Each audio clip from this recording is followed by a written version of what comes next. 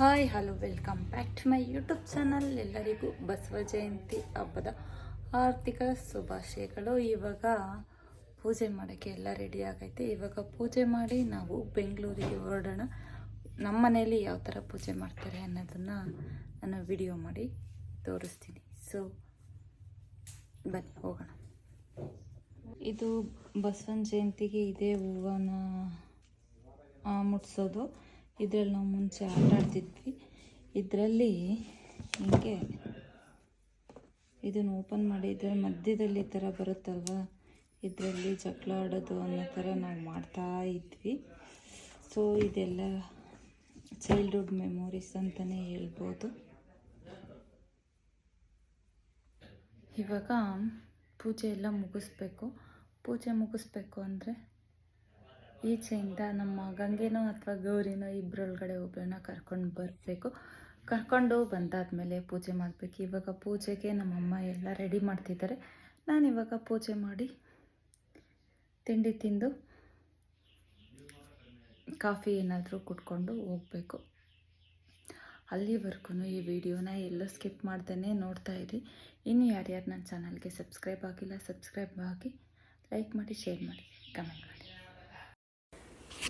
ಅಕ್ಷಯ ತೃತೀಯ ದಿನ ಹಸುನ ಒಳಗಡೆ ಕರ್ಕೊಂಡು ಬಂದು ಈ ಥರ ಎಡೆ ಇಟ್ಟು ಪೂಜೆ ಮಾಡೋದು ಮುಂಚೆಯಿಂದನೂ ನಮ್ಮ ಮನೇಲಿ ಇದೇ ಥರ ಮಾಡ್ಕೊಂಡು ಬರ್ತಾರೆ. ಹಾಗಾಗಿ ಇಲ್ಲಿ ನೋಡ್ತಿರ್ಬೋದು, ನಾನು ಬೆಂಗಳೂರಿಗೆ ಬರಬೇಕಾಗಿದ್ದ ಕಾರಣ ಬೆಳಗ್ಗೆನೇ ಬೇಗ ನಮ್ಮಮ್ಮ ಕಡುಬು ಮತ್ತು ಪಾಯಸ ಎಲ್ಲ ಮಾಡಿದರು.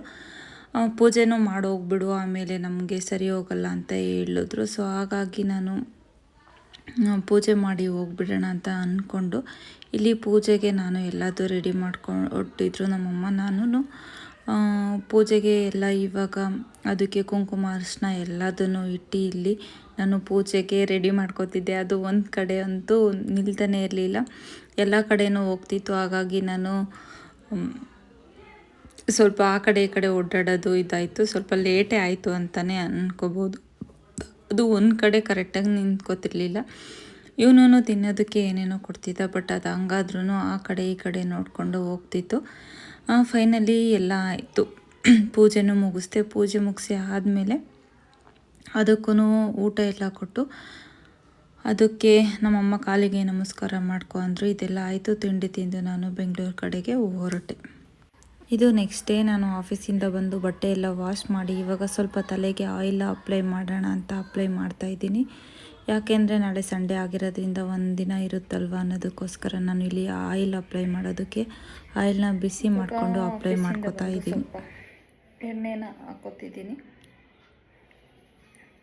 ಎಣ್ಣೆ ಎಲ್ಲ ಹಾಕೊಂಡಾದ್ಮೇಲೆ ಸ್ವಲ್ಪ ನಂದು ಚಟ್ನಿ ಪೌಡರು ಅದೆಲ್ಲ ಖಾಲಿ ಆಗಿದೆ. ಸ್ವಲ್ಪ ಅದೆಲ್ಲ ಮಾಡ್ಕೋಬೇಕು.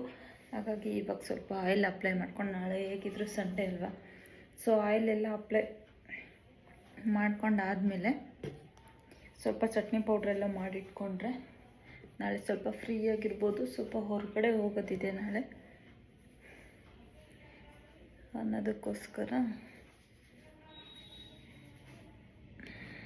ಈಗಲೇ ಎಲ್ಲ ಮಾಡ್ಕೋತಾ ಇದ್ದೀನಿ.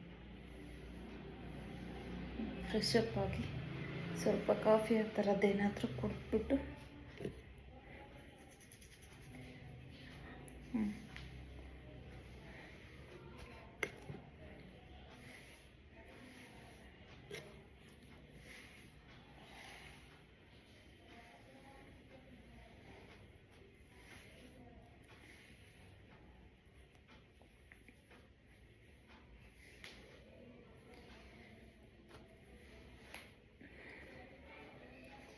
ಇವತ್ತು ಆದರೆ 2 ಟೈಪ್ಸ್ ಆಫ್ ಚಟ್ನಿ ಪೌಡ್ರು ಮಾಡ್ತೀನಿ, ಇಲ್ಲ ಅಂದರೆ ಒಂದೇ ಮಾಡ್ತೀನಿ.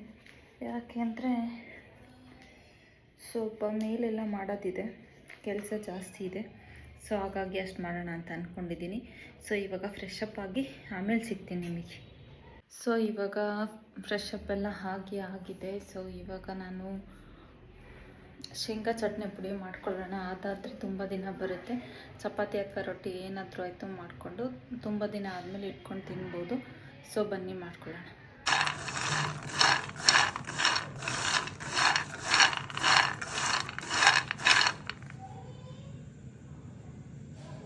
ಆ್ಯಕ್ಚುಲಿ ಇದು ನೆನ್ನೆ ಲಾಗ್ನೇ ಕಂಟಿನ್ಯೂ ಲಾಗ್ ಥರ ಮಾಡ್ತಾಯಿದ್ದೀನಿ. ನೆನ್ನೆ ನಾನು ಅದನ್ನು ಲಾಗ್ನ ಕಂಟಿನ್ಯೂ ಮಾಡೋಕ್ಕಾಗಲಿಲ್ಲ, ಅಷ್ಟಕ್ಕೆ ಸ್ಟಾಪ್ ಮಾಡಿದೆ. ಸೊ ಇವಾಗ ಅದನ್ನೇ ಕಂಟಿನ್ಯೂ ಮಾಡ್ತಾಯಿದ್ದೀನಿ. ಇವಾಗ ಆಫೀಸಿಂದ ನಾನು ಬೇಗ ಬಂದು ಸ್ವಲ್ಪ ಇವಾಗ ಇದೇನಿದೆ ಅದನ್ನೆಲ್ಲ ಶೇಂಗಾ ಬೀಜನ ಹುರ್ಕೊಂಡು ನಂತರ ಅದಕ್ಕೆ ಏನೇನು ಬೇಕೆಲ್ಲ ಮಾಡಿ ನಿಮಗೆ ಸಿಗ್ತೀನಿ. ತುಂಬ ಚೆನ್ನಾಗಿ ಅನಿಸುತ್ತೆ. ನೀವು ಬಿಸಿ ಅನ್ನ ಮತ್ತು ತುಪ್ಪದ ಜೊತೆನೂ ತಿನ್ಬೋದು, ರೊಟ್ಟಿ ಮೊಸರು ಜೊತೆನೂ ತಿನ್ಬೋದು. ಚೆನ್ನಾಗಿರುತ್ತೆ. ಎಮರ್ಜೆನ್ಸಿಗೆ ಅಂದಾಗ ಮಾಡ್ಕೊಳ್ಳೋಕ್ಕೆ ತುಂಬ ಚೆನ್ನಾಗಿರುತ್ತೆ. ಸೊ ನೀವು ನೋಡ್ತಾಯಿರಿ, ನಾನು ಇವಾಗ ಒಂದು ಅರ್ಧ kg ಅಷ್ಟು ನಾನು ಇವಾಗ ಶೇಂಗಾ ಬೀಜನ ತೊಗೊಂಡಿದ್ದೀನಿ. ನಂತರ ಸ್ವಲ್ಪ ಚಿಲ್ಲಿ ಪೌಡ್ರ್ ಆದರೂ ಆಯಿತು, ಅಥವಾ ಮೆಣಸಿನ್ಕಾಯಿ ಆದರೂ ಒಣಮೆಣ್ಸಿನ್ಕಾಯಿ ಆದರೂ ಆಯಿತು ತೊಗೊಂಡ್ರೆ ಸಾಕು. ಅಷ್ಟು ತೊಗೊಂಡ್ರೆ ತುಂಬ ಚೆನ್ನಾಗಿರುತ್ತೆ. ಜೀರಿಗೆ, ಬೆಳ್ಳುಳ್ಳಿ ಅದೆಲ್ಲ ಹಾಕ್ಕೊಂಡ್ರೆ ಇನ್ನೂ ತುಂಬ ಚೆನ್ನಾಗಿ ಬರುತ್ತೆ. ಸೊ ಇದೆಲ್ಲ ಫ್ರೈ ಮಾಡ್ಕೊಂಡು ಆದಮೇಲೆ ನಾನು ನಿಮಗೆ ಸಿಗ್ತೀನಿ. ಇವಾಗ ಸ್ವಲ್ಪ ಕೊಬ್ಬರಿ ಚಟ್ನಿ ಪೌಡ್ರ್ ಮಾಡ್ಕೋಬೇಕಲ್ಲ, ಹಾಗಾಗಿ ನಾನು ಸ್ವಲ್ಪ ಇಲ್ಲಿ ಕೊಬ್ಬರಿನೂ ಫ್ರೈ ಮಾಡ್ಕೊತಾ ಇದ್ದೀನಿ. ಅದ್ರ ಜೊತೆಗೆ ಇವಾಗ ಏನು ಶೇಂಗಾನ ಹುರ್ಕೋತಿದ್ದೀನಲ್ವ ಅದನ್ನು ಚೆನ್ನಾಗಿ ಫ್ರೈ ಮಾಡ್ಕೋಬೇಕು. ಇಲ್ಲ ಅಂದರೆ ನಾವು ಮಿಕ್ಸರ್ ಮಾಡ್ಕೋಬೇಕಾದ್ರೆ ಅದು ಸ್ವಲ್ಪ ಅಂಟು ಆ ಥರ ಅನ್ನಿಸ್ಬೋದು. ಆ ಥರ ಅನ್ನಿಸ್ಬಾರ್ದು ಅನ್ನೋದಕ್ಕೋಸ್ಕರ ನಾನು ಇಲ್ಲಿ ಶೇಂಗಾ ಬೀಜನ ಚೆನ್ನಾಗಿ ಫ್ರೈ ಮಾಡ್ಕೊತಾ ಇದ್ದೀನಿ. ನೀವು ಶೇಂಗಾ ಬೀಜನ ಎಷ್ಟು ಚೆನ್ನಾಗಿ ಫ್ರೈ ಮಾಡ್ಕೊತೀರೋ ಟೇಸ್ಟು ಕೂಡ ಅಷ್ಟು ಚೆನ್ನಾಗಿ ಬರುತ್ತೆ. ಹಾಗಾಗಿ ನೀವು ಶೇಂಗಾ ಬೀಜನ ಚೆನ್ನಾಗಿ ಫ್ರೈ ಮಾಡ್ಕೊಳ್ಳಿ. ಅದ್ರ ಜೊತೆಗೆ ಒಣಮೆಣ್ಸಿನ್ಕಾಯಿ ಮತ್ತು ಸ್ವಲ್ಪ ಬ್ಯಾಡಗೆ ಮೆಣಸಿನ್ಕಾಯಿ, ಇದು ಖಾರದ ಮೆಣಸಿನ್ಕಾಯಿ, ಇಲ್ಲಿ ನೋಡ್ಬೋದು. ಸ್ವಲ್ಪ ಕರಿಬೇವು, ಬೆಳ್ಳುಳ್ಳಿನೂ ಫ್ರೈ ಮಾಡ್ಕೊಂಡಿದ್ದೀನಿ. ಸ್ವಲ್ಪ ಜೀರಿಗೆನ ಇಟ್ಕೊಂಡಿದ್ದೀನಿ. ಇದೆಲ್ಲ ತಣ್ಣಗಾದ್ಮೇಲೆ ನಾವು ರುಬ್ಕೋಬೇಕು.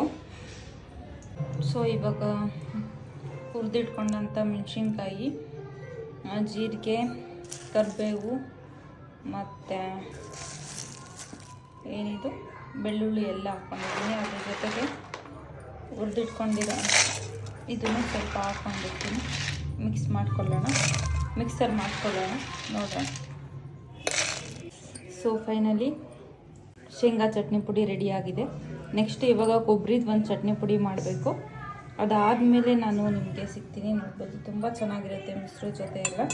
ಸೊ ಫೈನಲ್ ನಾನು ಇದಕ್ಕೆ ಸ್ವಲ್ಪ ಕರಿಬೇವನ್ನು ಜಾಸ್ತಿ ಹಾಕಿದ್ದೀನಿ, ಯಾಕೆಂದರೆ ಕೂದಲಿಗೆ ತುಂಬ ಒಳ್ಳೆಯದಂತ. ಇದು ಕೊಬ್ಬರಿ ಚಟ್ನಿ, ಇದನ್ನು ರೆಡಿಯಾಗಿದೆ. ಇದ್ರ ಜೊತೆಗೆ ನೀವು ನೋಡ್ಬೋದು, ಇದು ಶೇಂಗಾ ಚಟ್ನಿ ಪೌಡ್ರು. ಆಲ್ಮೋಸ್ಟ್ ನನಗೆ 1 ಮಂತ್ ಅಥವಾ 2 ಮಂತ್ಸ್ ಬರುತ್ತೆ. ಸೊ ಹಾಗಾಗಿ ಎರಡೂ ಮಾಡ್ಕೊಂಡಿದ್ದೀನಿ. ಇದು ಹುಚ್ಚೆಳ್ಳು ಪೌಡ್ರು ಮಾಡ್ಕೋಬೇಕಿತ್ತು, ಅದನ್ನು ಮಾಡ್ಕೊಳ್ಳೋಕ್ಕಾಗಲಿಲ್ಲ. ನೋಡೋಣ, ನಾಳೆ ಏನಾದರೂ ಟೈಮ್ ಸಿಕ್ಕಿದರೆ ಮಾಡ್ಕೋತೀನಿ. ಸೊ ಇದಾಗಿತ್ತು. ಒಂದು ಲಾಗ್ನ ಕಂಟಿನ್ಯೂ ಮಾಡೋಕ್ಕಾಗಿರಲಿಲ್ಲ, ಅದು ಅರ್ಧ ಆಗಿತ್ತಲ್ವ. ಸೊ ಹಾಗಾಗಿ ಈ ಲಾಗ್ನ ಇದ್ರ ಜೊತೆಗೇ ಮುಗಿಸ್ತಾ ಇದ್ದೀನಿ. ಈ ವಿಡಿಯೋ ನಿಮಗೆ ಇಷ್ಟ ಆಗಿದ್ರೆ ಈ ವಿಡಿಯೋ ನಿಮಗೆ ಇಷ್ಟ ಆಗಿದ್ರೆ ಲೈಕ್ ಮಾಡಿ, ಶೇರ್ ಮಾಡಿ, ಕಮೆಂಟ್ ಮಾಡಿ. ಹಾಗೆ ನಿಮ್ಮ ಫ್ರೆಂಡ್ಸ್ ಆ್ಯಂಡ್ ಫ್ಯಾಮಿಲಿಗೂ ನನ್ನ ಚಾನಲ್ನ ಸಬ್ಸ್ಕ್ರೈಬ್ ಮಾಡ್ಕೊಳ್ಳೋಕ್ಕೆ ಹೇಳಿ. So C in the next log.